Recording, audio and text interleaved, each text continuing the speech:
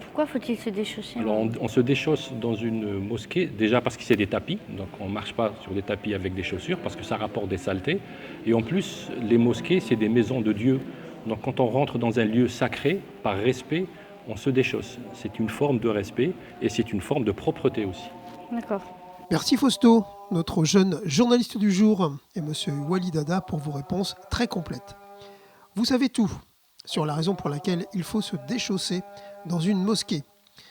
Nous pouvons découvrir maintenant la grande mosquée El Salam de Cognac. Cette visite a été organisée par le pasteur Payot et nous sommes en présence de nos frères catholiques de Jarnac. Grande, effectivement, elle l'est, avec une superficie de 800 mètres carrés. Elle peut accueillir jusqu'à 480 fidèles dans la salle de prière hommes. Pour les femmes, la salle de prière est plus petite, avec 210 fidèles. À ce sujet, notre jeune journaliste Massa a une question très pertinente à vous poser. Pourquoi les femmes doivent être séparées des hommes? Alors les femmes sont séparées des hommes dans les mosquées. Déjà pour nous c'est une question technique, c'est parce qu'on ne peut pas aller dépasser un espace de 300 mètres carrés, sinon on rentre dans des considérations de sécurité incendie. Donc du coup chez nous elles sont séparées, mais dans l'ensemble elles sont séparées, c'est une question de pudeur, c'est-à-dire on ne peut pas se mettre devant une étrangère par respect aux personnes qui sont là. Donc quelqu'un qu'on ne connaît pas, on est généralement curieux et a tendance un petit peu à regarder à droite et à gauche. Donc pour garder l'esprit sain donc pendant les prières, donc on préfère que les femmes soient d'un côté et les hommes de l'autre.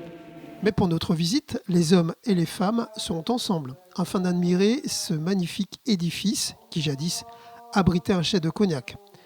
Aujourd'hui, cette élégante mosquée compte 3 portes magistrales de bois sculpté, tout droit venues de Turquie. Il en va de même pour son mihrab, cette niche admirablement travaillée qui indique la Mecque. Ces inscriptions dans ces losanges, c'est 99 façons de nommer Dieu. Allah, le puissant, le miséricorde, le clément, etc. Les motifs sur les tapis de sol ont été tissés spécifiquement, ils rappellent les losanges du plafond. Quant aux lignes sur les tapis, elles sont le fruit d'un calcul précis qui les positionne perpendiculairement à la Mecque. Ainsi, un fidèle qui se place sur une des lignes en face du mihrab sera automatiquement dans la bonne direction pour la prière. Sa construction porte également une belle histoire d'amitié et d'entraide. En effet, l'ensemble du second œuvre a été entièrement réalisé par des bénévoles. Toute la communauté s'est mobilisée et a travaillé près de 5 ans, quasiment tous les week-ends. Mais nous laissons place à nos jeunes journalistes qui ont beaucoup de questions. Quels sont les points communs entre les chrétiens et les musulmans? Il y a un grand point commun, c'est-à-dire on croit tous au même Dieu. Voilà. Donc on a tous la même référence. Le Dieu, il est seul, il est unique, donc on croit au Dieu unique. Après, il y a des références de communauté morale.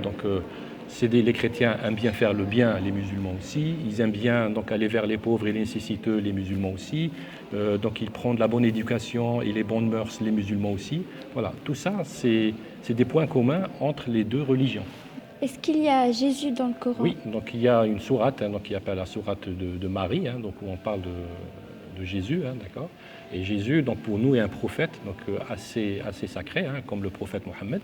Et les autres prophètes, Noé, Adam, etc. Jésus, il existe dans le Coran. Oui. Est-ce qu'il y a des chants? Il n'y a pas de chant tel qu'on l'entend chanter. Il y a des psalmodies qu'on répète. Par exemple, avant la prière de l'Aïd, la fin du Ramadan. On clôture la fin du Ramadan le lendemain matin par une prière qu'on appelle la prière de Eid al-Fitr, c'est-à-dire c'est la fête où on recommence à manger. Le matin, de bonne heure, on fait une prière. Et là, il y a des psalmodies qui sont répétées par tout le monde.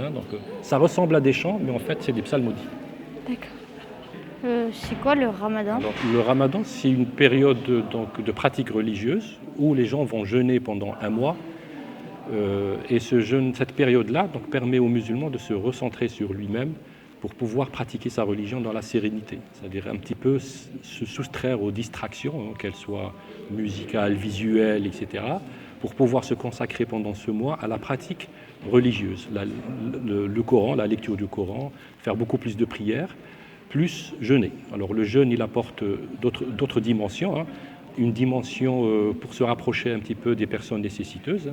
Le fait de ressentir la faim nous rapproche de ces gens-là et nous incite à faire de l'aumône vers ces gens-là.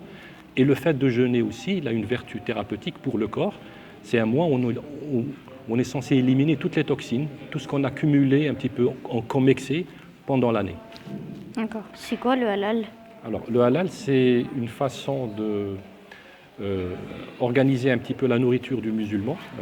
C'est concerne essentiellement les viandes, où il faut sacrifier les bêtes, donc les égorger, pour pouvoir vider un petit peu le sang complètement. Et d'une part, et après, il faut que ça soit fait par un pratiquant de la religion. Donc ces deux actes, c'est-à-dire le musulman et le fait d'égorger, fait que la viande soit halal. D'accord. Il est l'heure de la prière. Le moment est venu de nous retirer. Bravo à nos deux jeunes journalistes. Merci à l'imam Abdel Hafid et M. Walidada pour leurs aimables et passionnants échanges, ainsi qu'aux membres de la mosquée de Cognac pour cet accueil si chaleureux. Enfin, merci au pasteur de Cognac, Cyril Payot, pour l'organisation de cette visite, et nous espérons poursuivre très prochainement avec la découverte d'une synagogue.